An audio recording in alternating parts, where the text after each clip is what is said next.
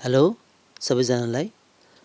आज हामी Microsoft Excel को बारेमा पढ्न गइरहेका छौं। माइक्रोसफ्ट एक्सेललाई हामी इलेक्ट्रोनिक लेजर पनि भन्ने गर्छौं। यसबाट विभिन्न हामी हिसाबहरू गर्न सकिन्छ, जस्तै purchase bill, sales bill, income and expenses को हिसाबहरू भयो, एकाउन्ट सम्बन्धी सम्पूर्ण हिसाबहरू हामी यसमा गर्न सक्छौं। फर्स्ट अफ अल चाहिँ हामी यसको बेसिकतिर जाउँ। यसलाई कसरी खोल्ने, हामीले यसमा बेसिक कामहरू कसरी गर्ने त्यो सम्बन्धी हेरौँ है। सुरुमा हामी स्टार्ट मेनुमा जाउँ। यसलाई निकाल्नलाई स्टार्ट मेनुमा जाने अनि यहाँ हामीले माइक्रोसफ्ट एक्सेल लेख्नु होला। माइक्रोसफ्ट एक्सेल लेख्नु होला अनि माथि एक्सेल आउँछ। एक्सेलको अनि यसलाई क्लिक गरेर निकाल्न सक्नुहुन्छ। मैले चाहिँ निकालिराखेको छु। यहाँ आइरहेछ हैन।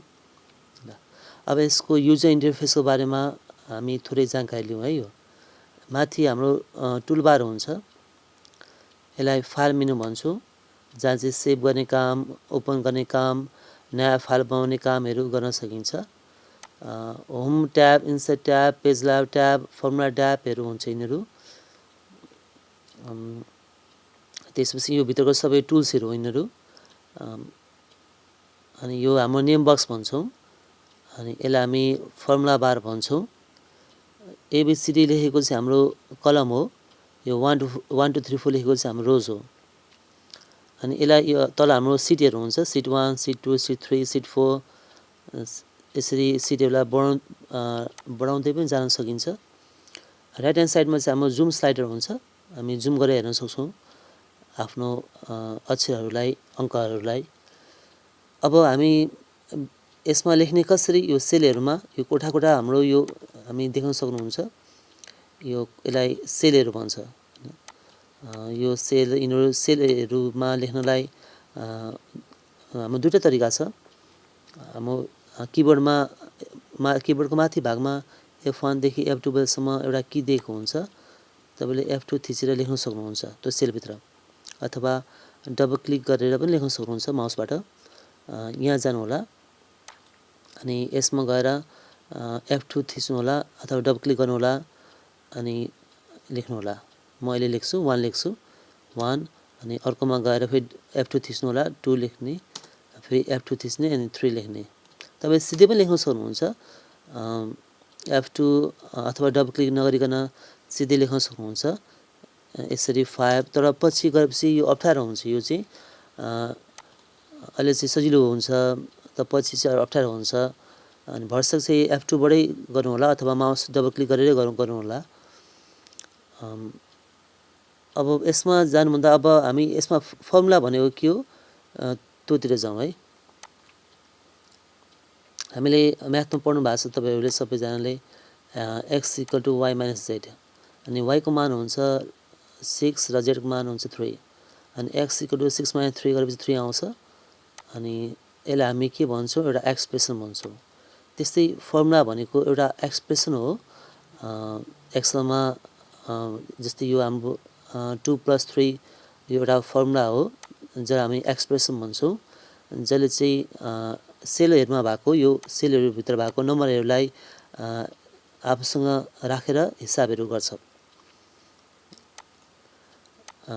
जस्तै यो पनि एउटा हाम्रो फर्मुला भयो, यो पनि एउटा फर्मुला भयो, जहाँ फङ्सनहरू पनि युज हुन्छ। अब यसमा अर्कोमा जान्छु म। यसमा गएपछि यहाँ पनि अब यसमा हामी हिसाब गरौँ है। यो इक्वल टु लेख्नु होला किबोर्डबाट अनि 2 + 3 गर्नु होला, इन्टर गर्नु होला। 5 आइरहेछ।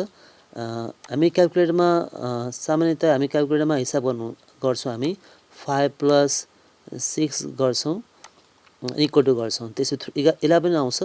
तर यसमा चाहिँ हाम्रो एक्सेलमा चाहिँ के हुन्छ भन्दाखेरि हाम्रो सुरुमै हामी इक्वल टु गर्छौँ।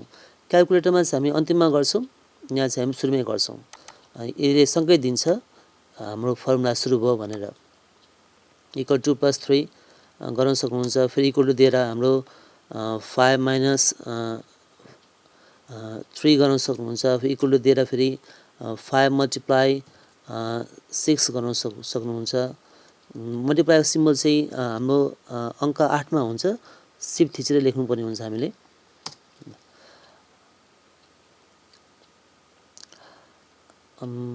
अब यसमा हाम्रो यो हरेक सेलहरूको आफ्नो युनिक एड्रेसहरू हुन्छ। यसको A1 छ, म जुम गरिदिन्छु। यसको A1 छ, यहाँ देखाइरहेछ A1, यो नेम बक्समा देखाउँछ A1। यसको A2 छ, यसको A3 छ, यसको A5, A6 अनि यसको B1, B2, B3। हरेक सेलहरूको आफ्नो युनिक आइडेन्टिफायर हुन्छ, एउटा युनिक एड्रेस दिएको हुन्छ, जसलाई हामी सेल एड्रेस भन्छौँ। अब अहिले हामीले यहाँ एक्जाम्पलमा हामी माथि फर्मुला बारमा हेर्नु होला, यसमा लेखेको भित्र राखेको फर्मुलाहरू देखाइरहेछ। अनि फेरि यसमा हामी डबल क्लिक गरौँ, इक्वल टु 2 + 3 देखाइरहेछ। हेर्नु, यसमा हामीले चाहिँ एड्रेसहरू युज गरेका छैनौँ। सेल एड्रेसबाट पनि हामी हिसाबहरू गर्न सक्छौँ। अब त्यसको बारेमा त्यतातिर जाउँ है। यहाँ अर्को, यहाँ यो एड्रेसमा गएँ म। अब यसमा म इक्वल टु लेख्छु, अनि A1 प्लस B1 गर्नु होला। अनि A1 प्लस B1 भनेपछि हाम्रो A1 को मान चाहिँ 1 भयो, B1 को मान चाहिँ हाम्रो 5 भयो, होइन। इक्वल टु गर्नु होला, यो 6 भएन यो, होइन। यहाँ डबल क्लिक गर्नु होला, अथवा किबोर्डबाट F2 थिच्नु होला। तपाईँले देख्न सक्नुहुन्छ यहाँ एड्रेस युज भइरहेछ, यहाँ नम्बर चाहिँ युज भएको छैन। अहिले चाहिँ हामी नम्बर युज गरेका थियौँ, तर अहिले चाहिँ हाम्रो एड्रेसहरू युज भएको छ। त्यस्तै अब हामी यसमा इक्वल टु दिनु होला। त्यसै अब यो हामीले यो यसमा क्लिक गर्नु होला, A2, अनि माइनस फेरि हाम्रो B2 गर्नु होला, इन्टर गर्नु होला, अनि 0 भयो हाम्रो। फेरि इक्वल टु दिनु होला यसमा। त्यसपछि 3 मल्टिप्लाई सिफ्ट +8 अनि 30, अनि इन्टर गर्नु होला, 90 भयो हाम्रो। यसमा चाहिँ हामीले एउटा दिन छुटेछ, यसलाई चाहिँ हामी 15 गरौँ, अनि यता चाहिँ हामी 5 गरौँ है। ल, डिभाइड गर्न सजिलो हुन्छ भनेर। ल, यहाँ जानु होला। त्यसपछि अनि यहाँ हाम्रो यसमा क्लिक गर्नु होला, A5 डिभाइड बाई अनि B5। ल, 3 भयो। हेर्नु, यसरी हामीले के गर्यौँ भन्दाखेरि, यसरी हामीले नम्बर अगाडि चाहिँ हामी नम्बरबाट गरेका थियौँ, सिधै फर्मुलाभित्र इक्वल टु भित्र नम्बर राखेर गरेका थियौँ। अब चाहिँ हामीले सेल एड्रेसबाट गऱ्यौँ यसरी, होइन। अनि एक्सेलमा चाहिँ यो चाहिँ एउटा मेन कुराहरू छ, जुन चाहिँ हामी पढ्ने बेलामा, होइन, अप्ठ्यारो हुनसक्छ विद्यार्थी भाइ बहिनीहरूलाई। यो चाहिँ राम्रोसँग बुझेर जानु होला। अनि अब हेर्नु, अब यो अगाडि गएपछि तपाईँले जुन ठाउँमा गएर पनि अब सेल एड्रेसबाट इक्वल टु दिएर, फर्स्ट अफ अल सेल एड्रेसहरूलाई जस्तै अब यसमा क्लिक गर्नु, A1 प्लस, यसमा क्लिक गर्नु होला, प्लस भएन, प्लस, होइन, B1 प्लस C1 गर्नु होला। यसै हामी एड्रेसहरूबाट हामी जति पनि हिसाबहरू गर्न सक्छौँ। 12 भयो हाम्रो। फेरि इक्वल टु दिनु होला। हाम्रो यसमा यो A2 माइनस, होइन, B2 अनि माइनस 3 गर्नु होला है। यसरी पनि गर्न सकिन्छ हिसाबहरू। ल, -3 भयो यो चाहिँ। ल, म जुम आउट गर्छु। अनि यो बोर्डर चाहिँ कहाँबाट आयो भन्दाखेरि चाहिँ यसलाई सबैलाई मैले सिलेक्ट गरेको छु। अनि यो माथि गएर यो ठाउँबाट गएर मैले यहाँ जुम गरिदिन्छु म। यहाँबाट अल बोर्डर गरेपछि यो सबै बोर्डरहरू आउँछ सेलहरूमा चाहिँ। अब यसलाई सेभ गर्नलाई हामीले यो फाइल मेनुमा जानुपर्छ। फाइल मेनुमा गएर यो सेभमा जानु होला। सेभमा गएर हामी आफ्नो फोल्डरभित्र गएर तपाईँ सेभ गरेर राख्न सक्नुहुन्छ यसलाई। अनि सेभ गरेर राख्नु होला। सिधै यहाँ नाम दिनु होला। नाम एउटा हाम्रो वर्क बुक बन्छ यो सेभ गरेपछि। तपाईँले नाम चाहिँ यहाँ एउटा कुनै नाम दिन सक्नुहुन्छ। माई फर्स्ट ओर बुक भनेर दिन सक्नुहुन्छ। अनि त्यसपछि सेभ गरिदिनु होला यो सेभ। अनि तपाईँले दिनुभएको नाम माथि आउँछ माई फर्स्ट ओर बुक भनेर लेखेको हुन्छ। अनि तपाईँले सिटमा आएर चाहिँ नाम होइन दिन नभुल्नु होला है।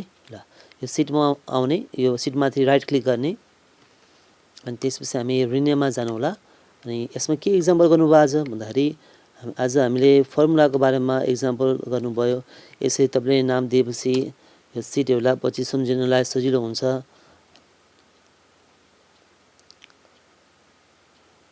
हस्, धन्यवाद।